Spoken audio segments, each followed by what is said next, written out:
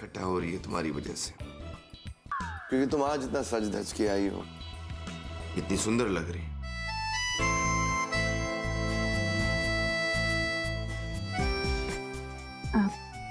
Sir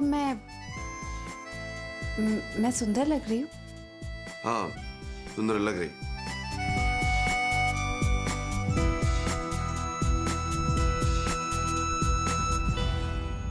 What? अगर मेरा staff किसी वजह से डिस्ट्रैक्ट हो रहा है तो मुझे ध्यान देना पड़ता है। So come on, Miss Devjani, go and do some good work.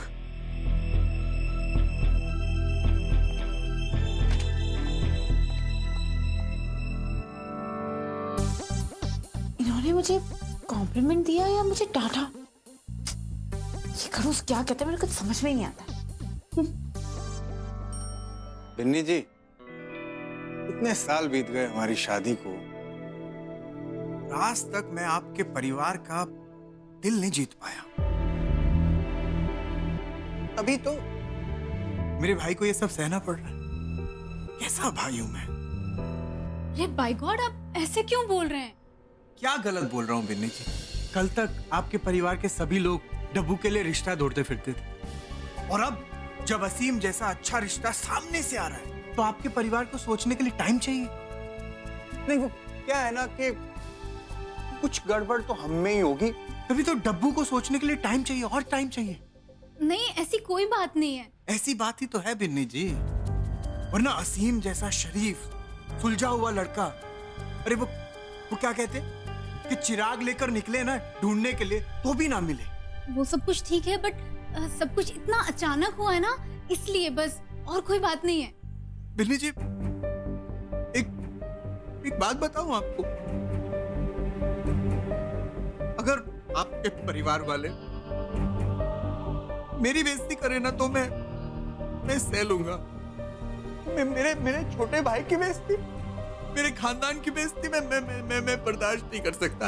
आप बिल्कुल परेशान मत होइए, मैं आज ही माँ से बात करती हूँ। हाँ बिन्नी जी, जो भी करिएगा ना जल्दी करिएगा, कहीं ऐसा ना हो कि मेरे छोटे से भाई का दिल टूट टूट के टुकड़े टुकड़े हो जाए। जल्दी कीजिएगा बिन्नी जी। अब तो मान गए ना आप हमारी पार की नजर का? हमने तो पहले ही कहा था कि असीम और डब्बू के बीच नैन मटक्का चल रहा है। वैसे मैंने भी तो बात की थी असीम डब्बू की बिन्नी से, पर ना बिन्नी ने माना नहीं उस वक्त। वो तो बिन्नी की अपनी फिक्र होगी बाजी। अब सोचिए ना, छोटी बहन अगर देवरानी बनकर आ जाएगी फिर वो हुक्म किस पे चलाएगी? बिन्नी के वक्त आपने जो कुछ किया था ना, उससे भी बड़ा चढ़ाकर करना होगा इस वक्त। दहेज नहीं लेंगे कहते सब कुछ है, लेकिन मानता कौन है? सच कहते हैं, अरे आधा सोना तो शगुन के नाम पर ही चढ़ावा ले लेते हैं, और बाकी वो विकी, उसके भी तो अपने अरमान होंगे। सब जानते हैं उनका स्वभाव भी, एलन का स्वभाव भी वो सब जानते हैं। एलन ना लेने में विश्वास रखते हैं और ना कुछ देने में। लेने का तो उनको मौका ही नहीं दिया भगवान जी ने।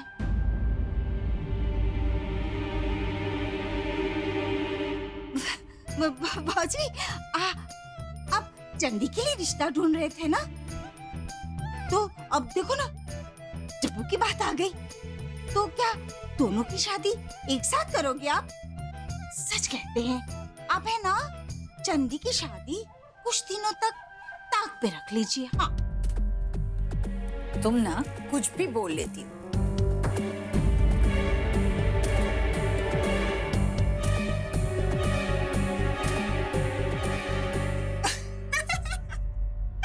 अरे माँ, सोच क्या रहे हो? शायद पहली बार भूदेवी चाची ने कोई सही बात करी होगी। अरे ये डब्बू की शादी कराने का ही तो टाइम है। और वैसे भी मेरे लिए कोई बहुत ग्रेट रिश्ता तो आया नहीं अभी तक। जितने भी आए हैं सबके सब ऐसे ही लल्लू पंजू। तो फिर आप डब्बू की शादी के बारे में सोचो ना।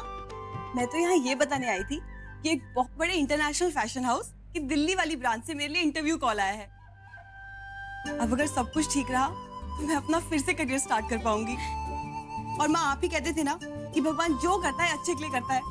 क्या टाइमिंग है, डब्बू के लिए रिश्ता आया और मेरे लिए इंटरव्यू कॉल। सब ठीक हो जाएगा। ठीक।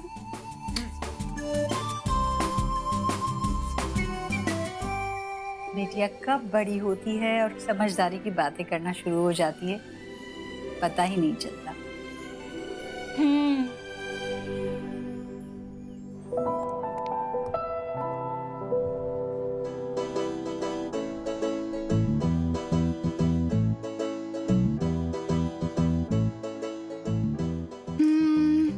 वैसे अच्छी तो लग रही हूँ आज मैं। नसीम ने भी कहा था कि मैं अच्छी लग रही हूँ, पर वो तो हमेशा ही मेरे कुछ ना कुछ अच्छा ही कहता है। पर हाँ, आज तो खड़ूस ने भी कहा कि मैं सुंदर लग रही हूँ। घुमा फिरा के कहा, पर कहा तो सही।